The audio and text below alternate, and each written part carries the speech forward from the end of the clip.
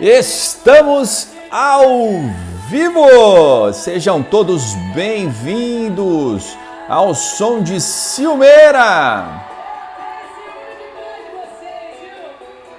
Para você que está sofrendo por amor e precisa passar logo nesta prova da OAB para ganhar aí um a mais e sair bem na foto, doutores e doutoras, vamos começando a nossa live de hoje. Sensacional, ao som de Marília Mendonça, mais um pouquinho, DJ, solta aí. Não sofra mais de Silmeira, passe logo na prova da OAB, ganhe dinheiro e arrume um namorado novo, namorada nova, doutores. Vamos lá, dando início. Hoje prometo a live mais curtinha para você que não tem muito tempo, que está almoçando e não quer ter congestão com os ensinamentos de direito empresarial. Empresarial aí não é a matéria mais gostosa de se estudar para alguns colegas aí que eu ouço falar. Vamos direto ao assunto. Hoje nós abordaremos recuperação judicial e falaremos um pouco de títulos de crédito. No tópico de recuperação judicial, eu vou falar algumas coisas que são comuns à falência e à recuperação judicial. Então, o que eu vou dizer agora, no comecinho dessa aula, vai valer para você que vai enfrentar a prova da OAB, vai cair uma questão de recuperação judicial. Essa é a minha aposta, hein, doutores? Então, vamos lá. Quem pode pedir a recuperação judicial? Quem não pode pedir a recuperação judicial? Qual é o foro competente para o pedido? Vamos falar dos requisitos e rapidamente pelo procedimento. Começando com a Lei 11.101 de 2005, a Lei de Falência.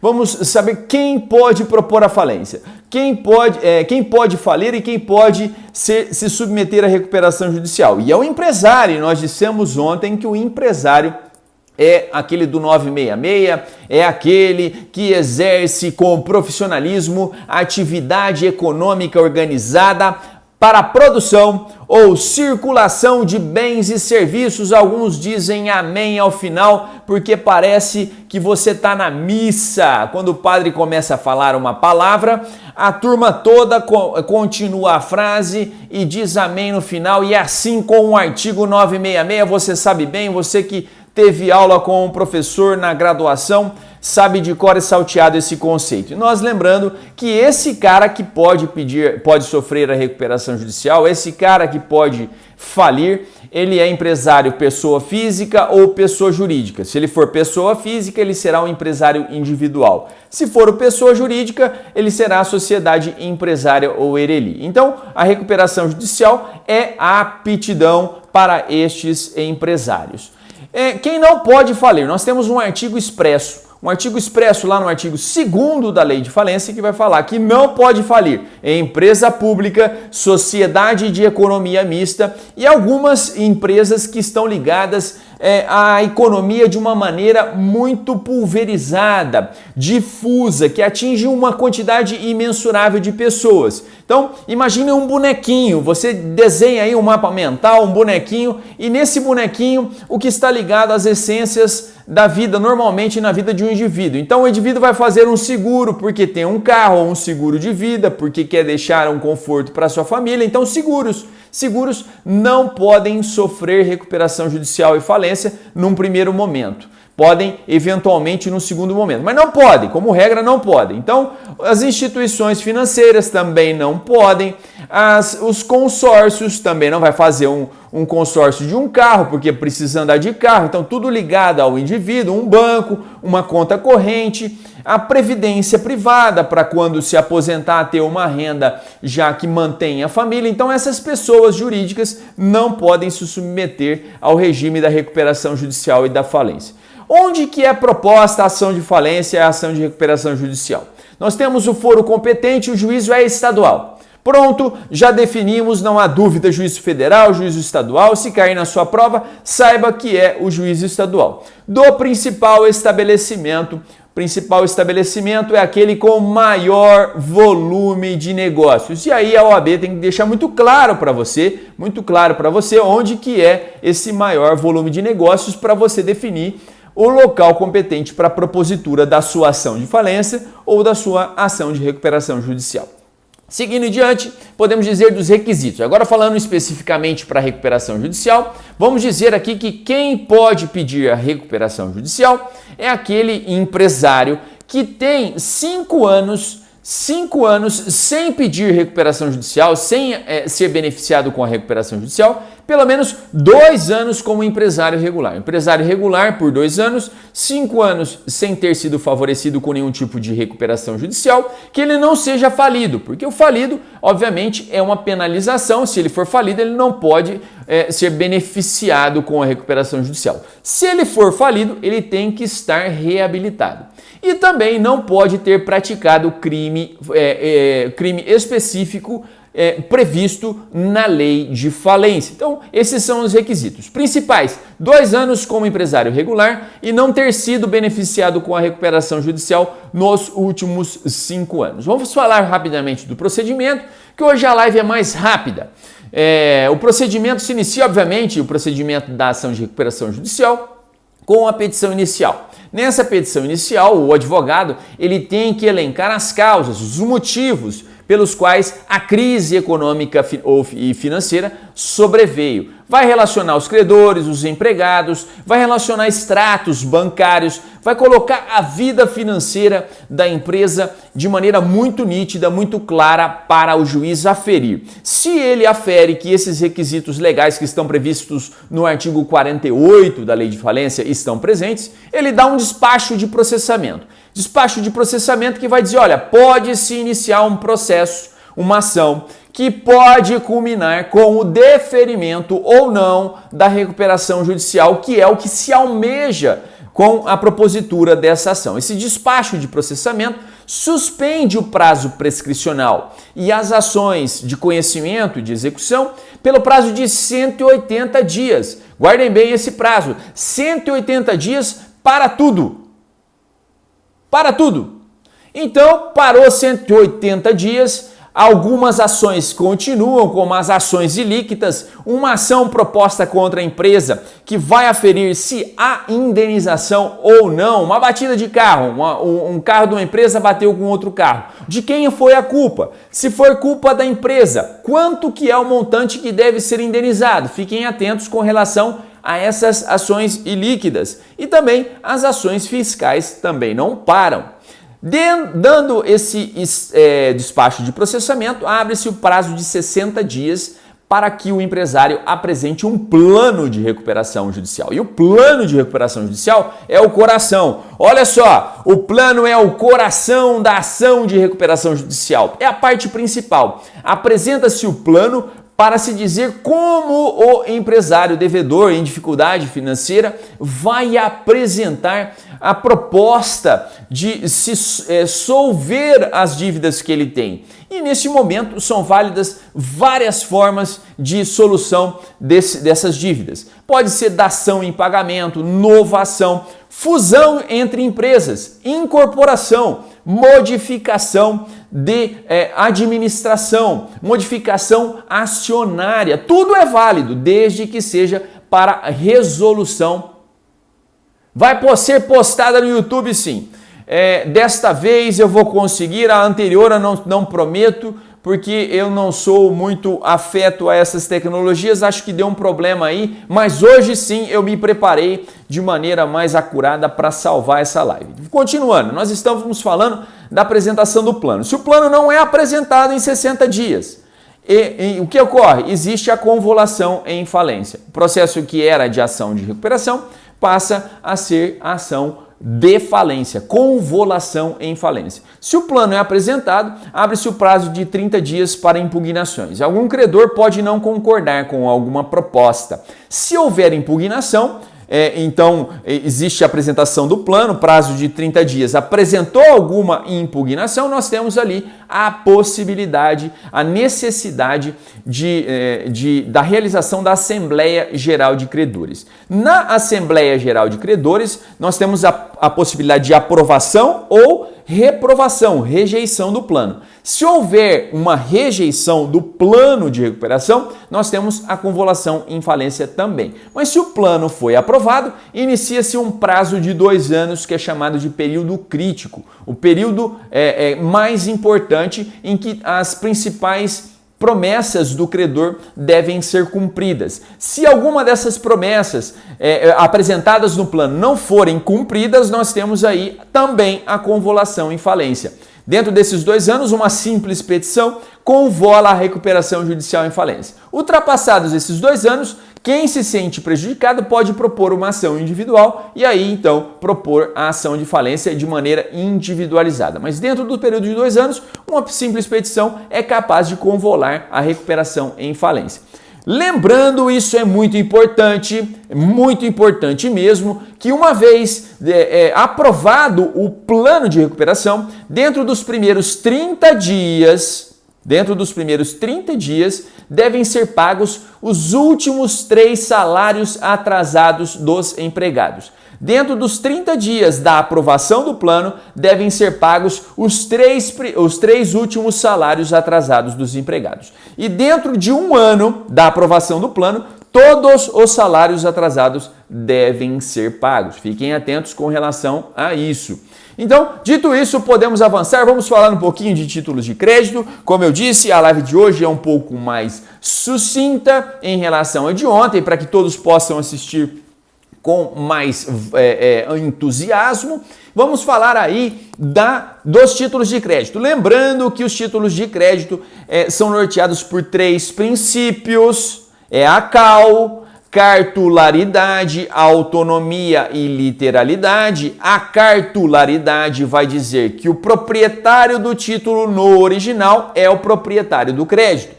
O proprietário do título no original é o proprietário do crédito. Existe uma flexibilização do princípio da cartularidade para dizer que existem algumas exceções permitidas na legislação quanto aos títulos de crédito virtuais, em sua grande maioria, as duplicatas mercantis por indicações. Aqui no tabelionato de protesto, a maioria dos títulos protestados chegam via internet, online. Entra aqui no cartório sem ser pelas mãos do credor. Dito isso, podemos avançar um pouco mais e dizer que o segundo princípio, e talvez o mais importante, é o princípio da autonomia, que vai dizer que todas as relações cambiais que existirem na cártula, no título, são independentes entre si. De maneira que a mácula, o vício de uma relação cambial, não eiva de nulidade todas as demais. Então fiquem ligados com relação ao princípio da autonomia.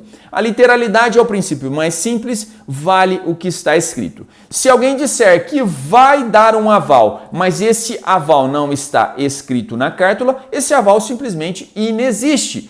Só existe aquilo que está escrito no título. Vamos avançando um pouquinho para falar de algumas classificações importantes. Os títulos de crédito são classificados em ordem de pagamento e promessa de pagamento. Quando eu digo título ordem de pagamento, eu envolvo três sujeitos importantes: o sacador, o sacado e o tomador beneficiário. Na promessa de pagamento, 2 envolvidos: o sacador e o tomador beneficiário.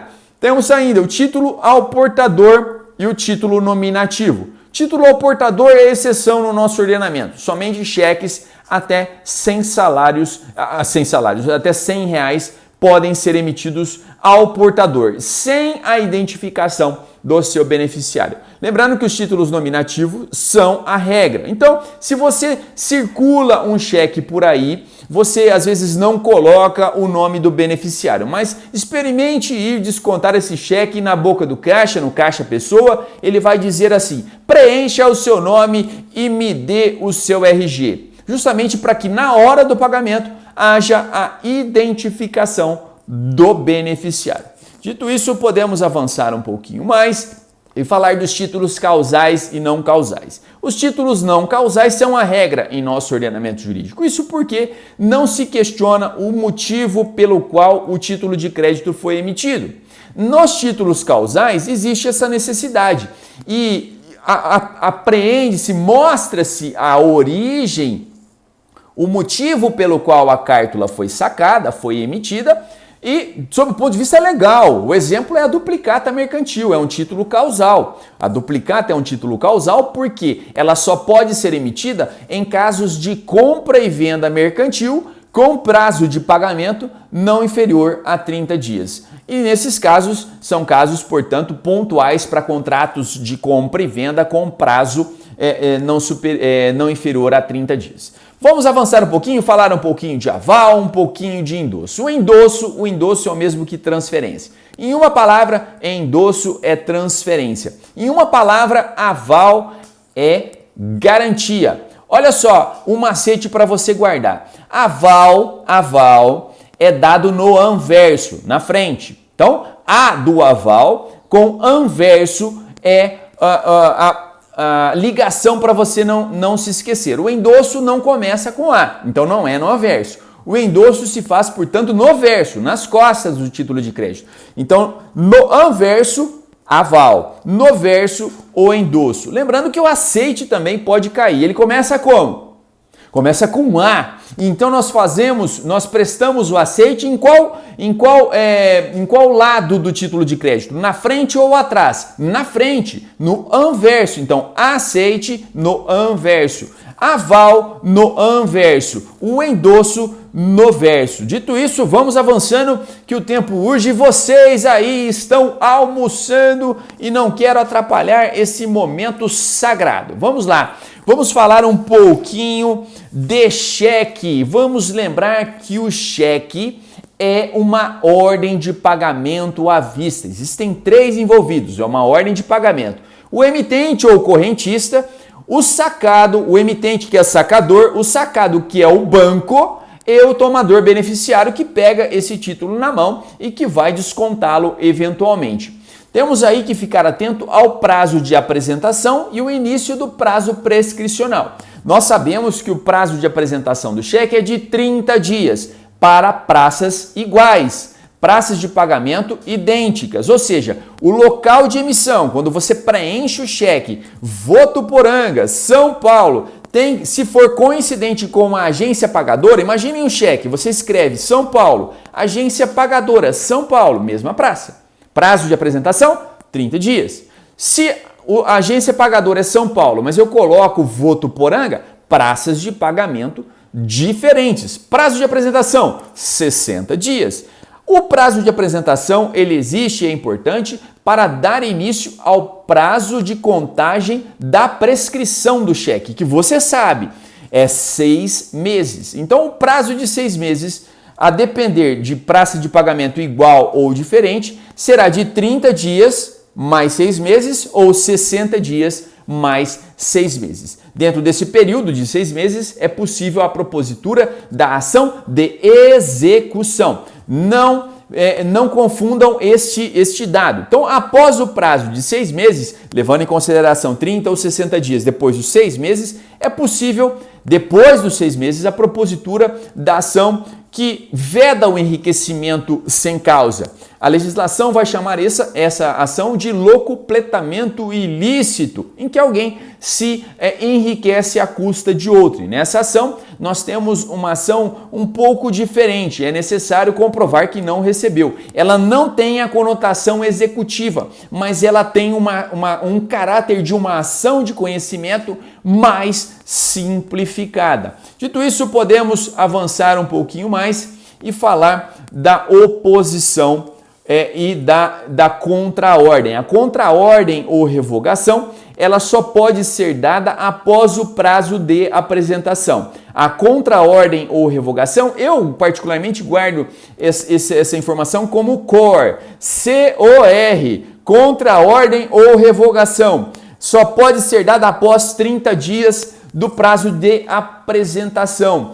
E tem a função eminentemente de administração financeira, porque você emite o cheque e fica aguardando que o credor faça o depósito desse cheque, o desconto desse cheque. Se ultrapassado 30 dias, você fica com aquele dinheiro na conta e fala assim, não, para mim deu, passou o prazo de apresentação, eu vou lá e dou uma contra-ordem ou revogação, o banco estará impedido de realizar o pagamento desse cheque. E a sussação propriamente dita, também chamada de oposição, é aquela que nós conhecemos. Ela pode ser dada a qualquer momento, por razões graves, por razões comezinhas que nós estamos acostumados a enfrentar. Como, por exemplo, a perda de um talonário de cheque, o roubo ou furto de um talonário de cheque. Então, nós temos aí a possibilidade da sustação ou da oposição. Vamos falar rapidamente agora da duplicata. E dizer o ponto mais importante que eu reputo da duplicata é de que ela é uma ordem de pagamento a prazo, nesse caso um título de crédito eminentemente brasileiro, mas dizer que os advogados, por uma expressa vedação legal do Estatuto da OAB, não podem emitir duplicatas de prestação de serviço. Embora o advogado possa emitir uma fatura, não poderá ele, advogado, emitir uma duplicata. Espero ter contribuído aí de alguma maneira para a sua aprovação. Estamos aqui torcendo por vocês. Dessa vez, prometo que a live será disponibilizada no meu canal do YouTube, o canal do Tabelião, cheio de dicas de concurso público que você possa aproveitar vez por outra. Dê uma passadinha, dê o seu like, inscreva-se no canal. Estamos também, aproveito, na meta de 20 mil seguidores no Instagram. Então, compartilhe esta live aqui com os seus amigos concurseiros e que farão a prova da OAB. Vamos ajudar esse tabelião que vos fala a alcançar os 20 mil seguidores. Um bom almoço, uma boa prova e uma ótima quinta-feira para vocês. Tchau!